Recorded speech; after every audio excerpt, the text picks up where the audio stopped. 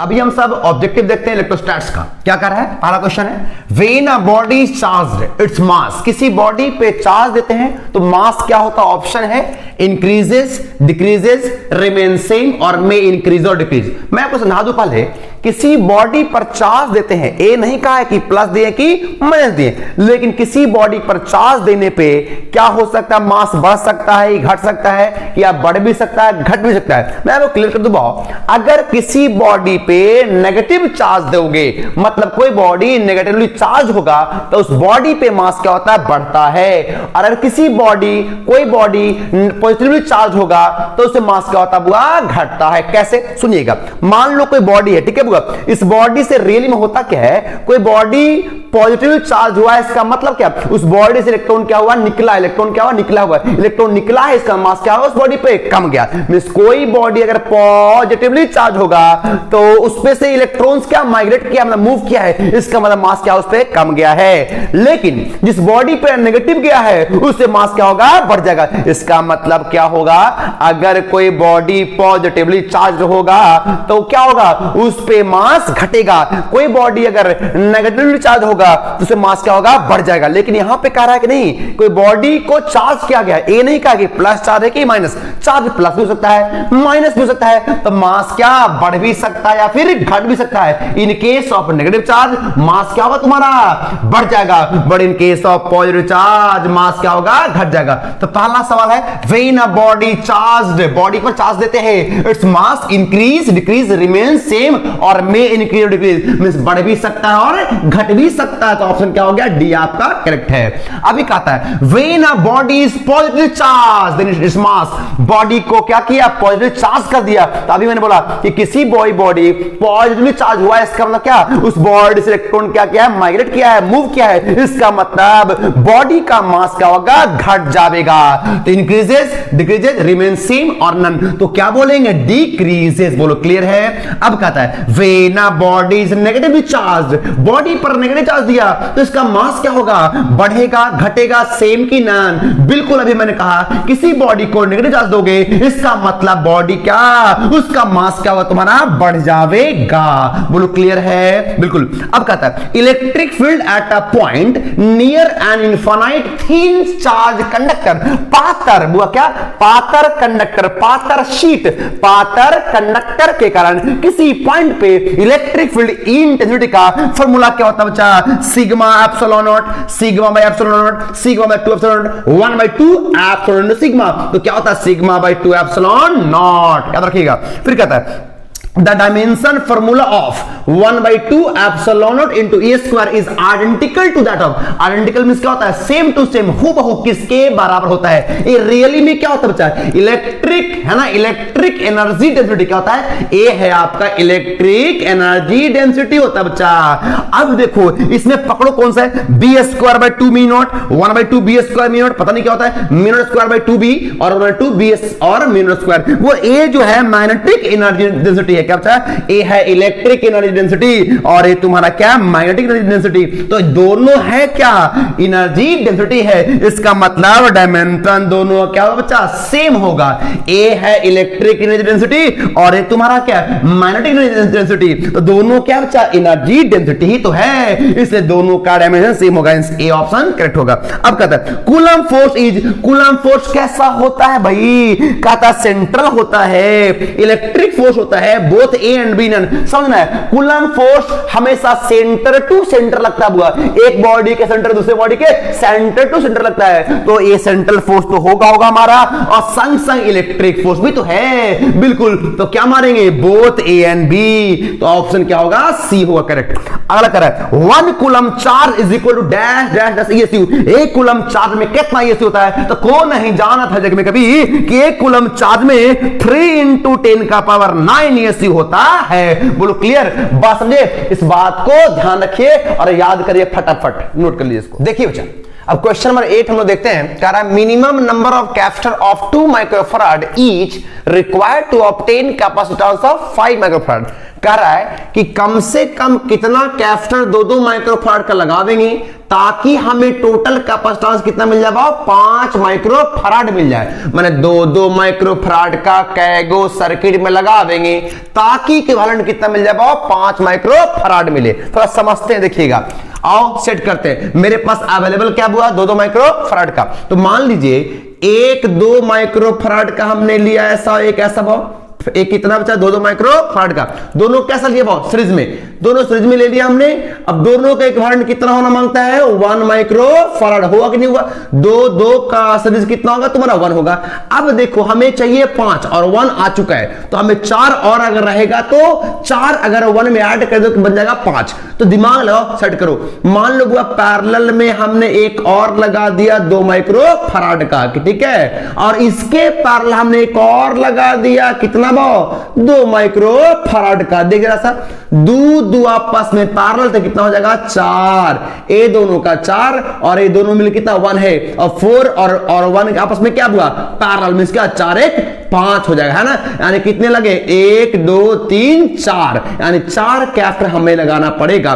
फिर से रिपीट कर रहा हूं, ये 2-2 माइक्रोफैराड कर दिया सीरीज में, तो 2-2 का कितना होगा, 1 होगा, सही है। और ये 2-2 आपस में क्या पैरेलल है बाबा, ठीक है, और ये दोनों इस दोनों के पैरेलल है। तो गौर करना, 2-2 आपस में पैरेलल तो कितना हो गया, 4 हो गया, दोनों मिलके कितना हो गया, 4 हो गया। और ये 4 और 1 का क्या हुआ, पैरेलल, तो 4 कितना हो गया, 5। यानी कितने कैपेसिटर लगेंगे हमारे पास, 1 2 3 4, यानी हम लोग 4 कैपेसिटर का यूज करेंगे।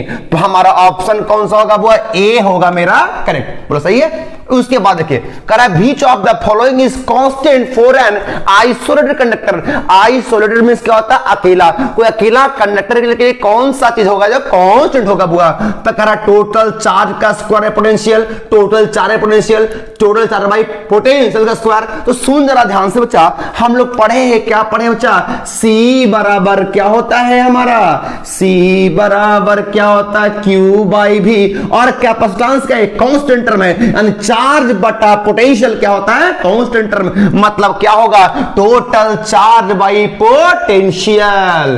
क्लियर है, यानी कौन सा टर्म होगा, कांस्टेंट। तो चार्ज बाई वोल्टेज क्या होता है बच्चा, कैपेसिटेंस, और कैपेसिटेंस क्या होता है हमारा, कांस्टेंट होता है, यानी C बराबर Q बाई V में चार्ज बाई पोटेंशियल हो गया करेक्ट। आइए तीसरा है, in the given figure the electric flux, दिया गया फिगर में इलेक्ट्रिक फ्लक्स क्या होगा, S1 सरफेस है, S2 है, S3 और तुम्हारा क्या S4 है, 4 है, 4 अलग अलग सरफेस है बच्चा।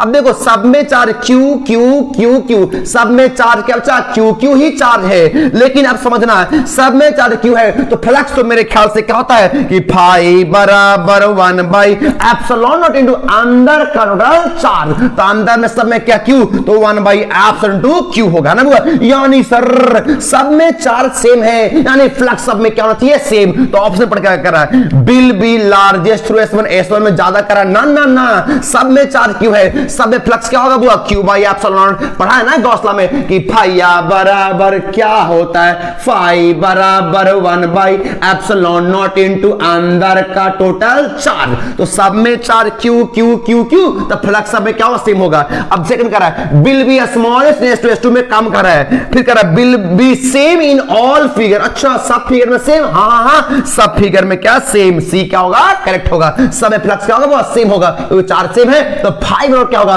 1 बाई एप्सिलॉन इनटू अंदर का चार्ज। सही है। अब देखो चौथा 11वां करा वो, अब metallic sphere of radius 18 centimetre.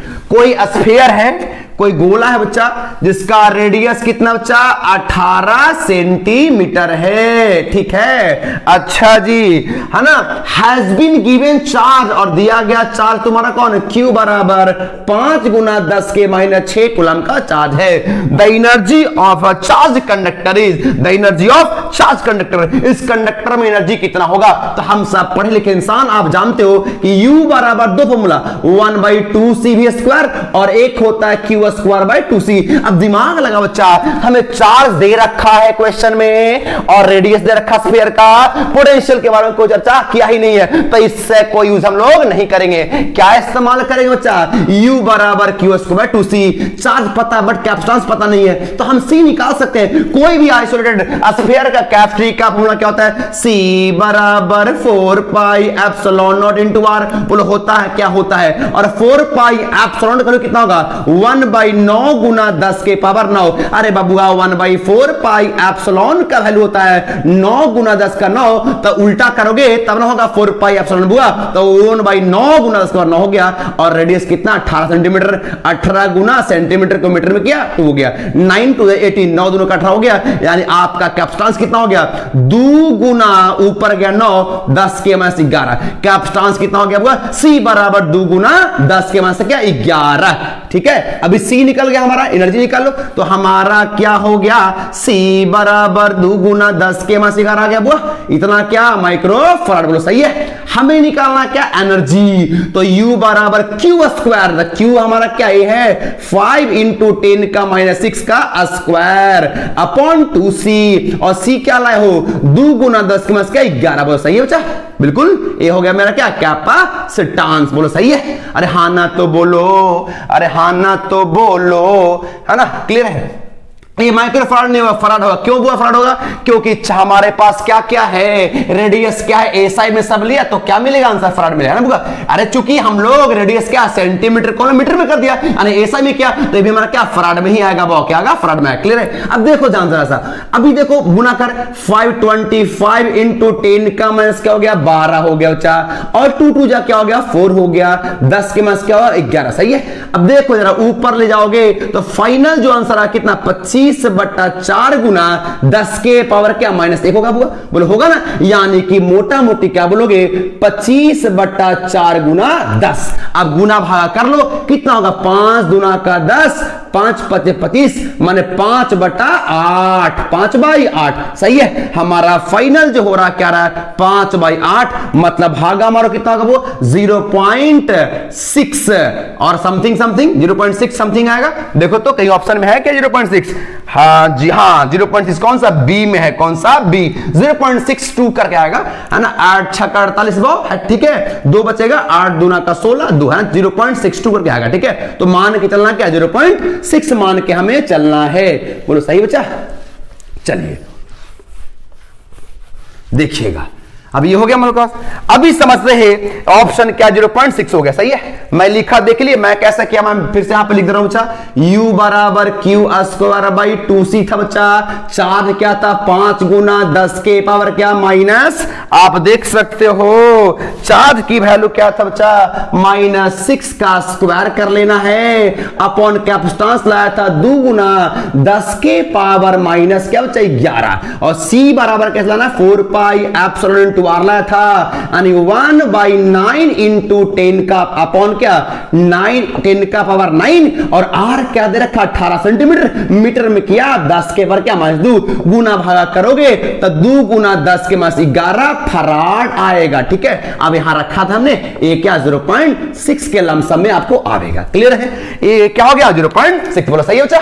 चलिए अब कहता है डाइलेक्ट्रिक कांस्टेंट ऑफ मेटल, किसी मेटल का डाइलेक्ट्रिक कांस्टेंट क्या होता है। देखो याद कर लो, किसी मेटल का डाइलेक्ट्रिक कांस्टेंट क्या इनफाइनाइट होता है, क्या होता है इनफाइनाइट होता है। अब कहता है a body enclosing N electric dipole, कोई बॉडी है इलेक्ट्रिक डाइपोल रखा है, अब बॉडी इनक्लोज मींस क्या बंद रखा है, इनक्लोज कर रखा है, क्लोज बॉडी के अंदर कोई डाइपोल रखा हुआ है, when electric flux through the body is, उस बॉडी से फ्लक्स क्या निकलेगा। हे बच्चा आप सब जानते हो एक कोई बॉडी है मान लो, इसके अंदर क्या रखा डाइपोल, मतलब प्लस क्यू और माइनस क्यू। अब डाइपोल पे नेट चार्ज क्या होता है 0, तो बोलो फाई बराबर क्या होगा 1/एप्सिलॉन इनटू अंदर का टोटल चार्ज, तो डाइपोल के कारण टोटल चार्ज कितना होगा 0, यानी फ्लक्स भी क्या होगा आपका 0, हमारा फ्लक्स क्या होगा बुआ 0 सी होगा। बोलो क्लियर, बोलो बात समझ आ कि नहीं। इसको फटाफट आप सब कॉपी कर ले। क्वेश्चन नंबर हम लोग 14 देखते हैं, क्या रहा है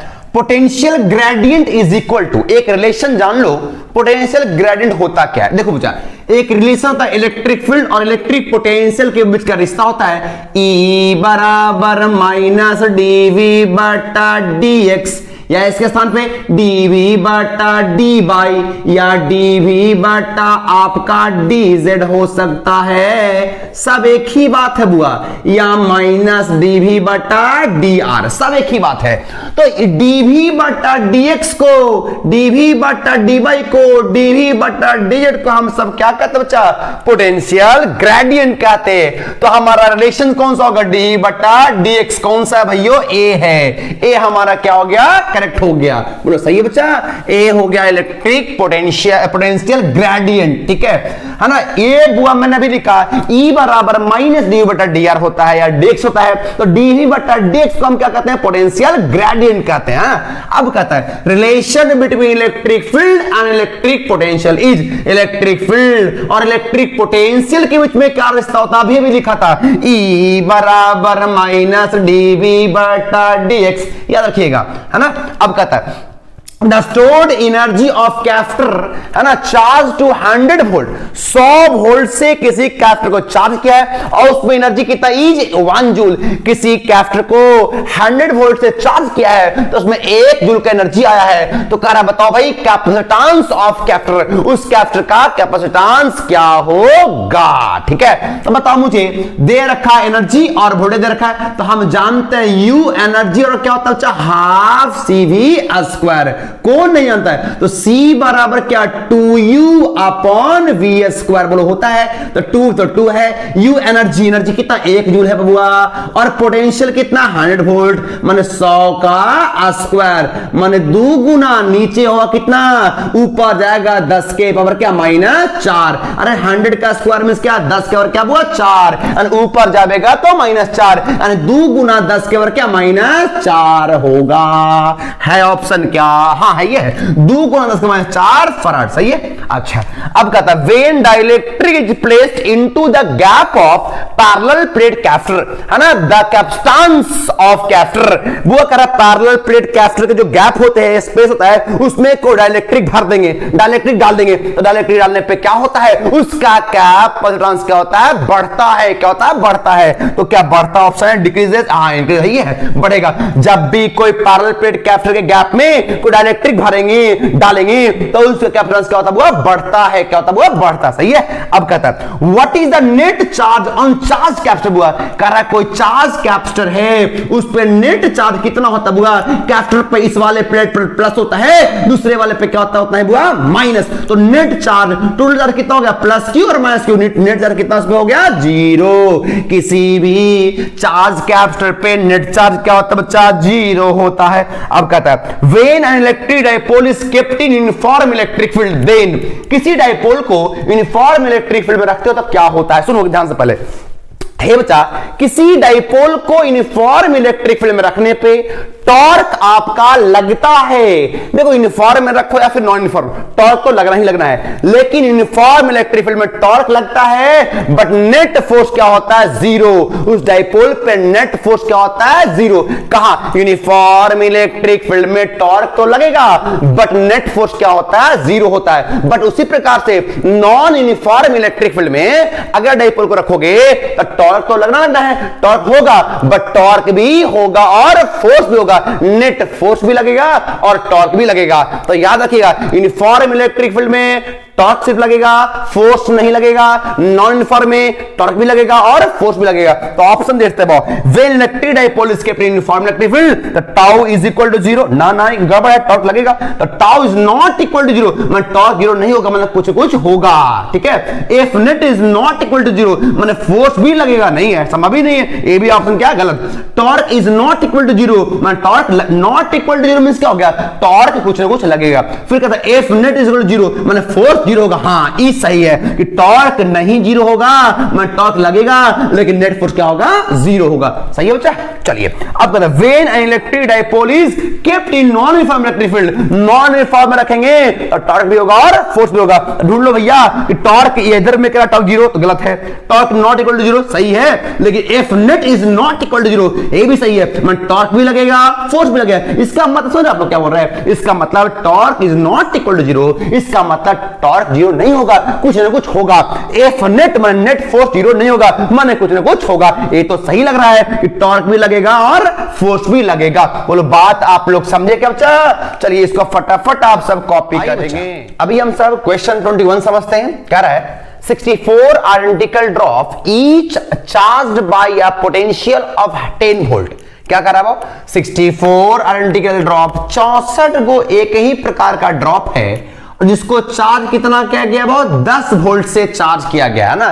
gate combined to form a big drop, means हर ड्रॉप का पोटेंशियल कितना हो गया हुआ 10 वोल्ट है, यही नहीं कर रहा है। और नंबर ऑफ ड्रॉप कितने हुआ आपका 64 है। सही है, कह रहा 64 identical drop each charge by a potential of 10 volt. सारे ड्रॉप को 10-10 वोल्ट से चार्ज किया गया, मींस हर ड्रॉप का पोटेंशियल कितना है 10 वोल्ट है। और गेट कंबाइंड सबको मिला दिया गया to form a big drop, बड़ा ड्रॉप बना दिया। पोटेंशियल ऑफ बिग ड्रॉप, बड़ा ड्रॉप का पोटेंशियल क्या होगा। सुनिएगा जब भी कॉम्बिनेशन का सवाल क्या है बुआ, पोटेंशियल पूछ सकता है कंबाइन करके या फिर कैपेसिटेंस पूछ सकता है। तो फॉर्मूला याद रखिएगा ट्रिक, पोटेंशियल के लिए V डैश बराबर n का पावर 2/3 गुना V।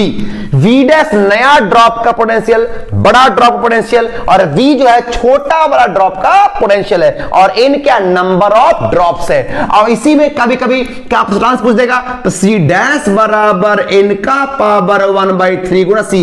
C क्या एक ड्रॉप का कैपेसिटी है, n क्या नंबर ऑफ ड्रॉप है, और C डैश क्या बड़ा ड्रॉप का कैपेसिटी है। याद रखिए दोनों फॉर्मूला को, ठीक है।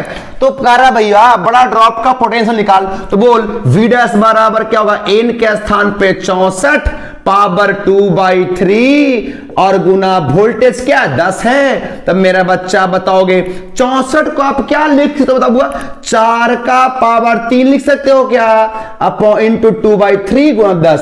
ए 3 गया कट, 4 का स्क्वायर कितना हो गया 4 चको 16 गुना 10 मतलब 160 वोल्ट। कितना बा हो गया 160 है ऑप्शन में, हाँ जी ए में है 160। बोलो सही है। फिर कहता है नया सवाल 1000 identical drop each of capacity 5 microfarad, 1000 drop इस बार है, सबका कैपेसिटी क्या 5 microfarad are combined to for a big drop, सबको मिला के बड़ा ड्रॉप बना दिया। तो कैपेसिटी ऑफ बिग ड्रॉप आ ही गया, इस बार कैपेसिटी पूछ दिया जी। तो बोलो C डैश बराबर क्या सिखाया n का पावर 1/3, तो n के स्थान पे क्या होगा 1000 का पावर 1/3 और गुना C, और C कितना है C एक ड्रॉप कैपेसिटी क्या 5 है 1000 का मतलब 10 का पावर 3 होल पावर 1/3 गुना 5, ए 3 का कट तो 10 गुना 5 कितना 50, कितना बच्चा 50 है ऑप्शन में 50 हाँ जी है ये 50। बोलो क्लियर है।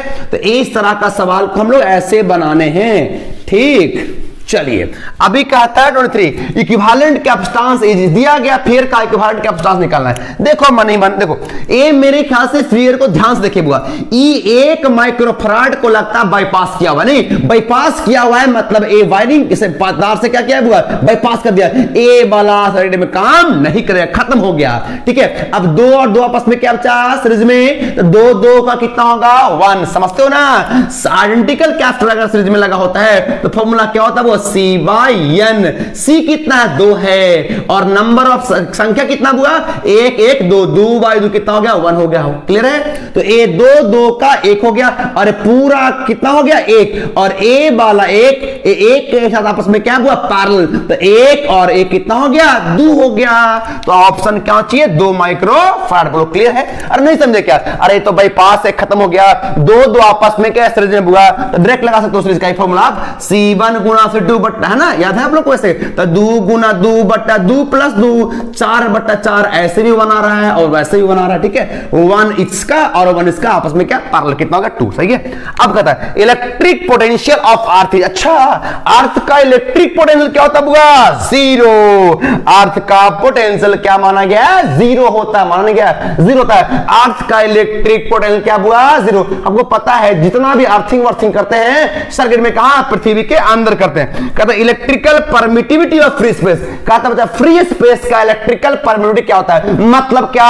एप्सिलॉन नॉट का वैल्यू पूछ रहा है बच्चा। तो क्या होता है? सबको पता है 8.85 गुना 10 के पावर -12। बोलो क्लियर है? ये 25 ऑब्जेक्टिव हमारा बच्चा हम लोगों ने इलेक्ट्रोस्टैट से ये 25 ऑब्जेक्टिव पढ़ा। आगे का टॉपिक का, आगे के चैप्टर का ऑब्जेक्टिव हम लोग नेक्स्ट वाले वीडियो हम लोग देखेंगे। क्लियर हुआ? ये सारे ऑब्जेक्टिव को ध्यान से हम लोग को सीख लेना है, आप लोग ध्यान से बुआ पढ़ लेना है। बोलो क्लियर हुआ?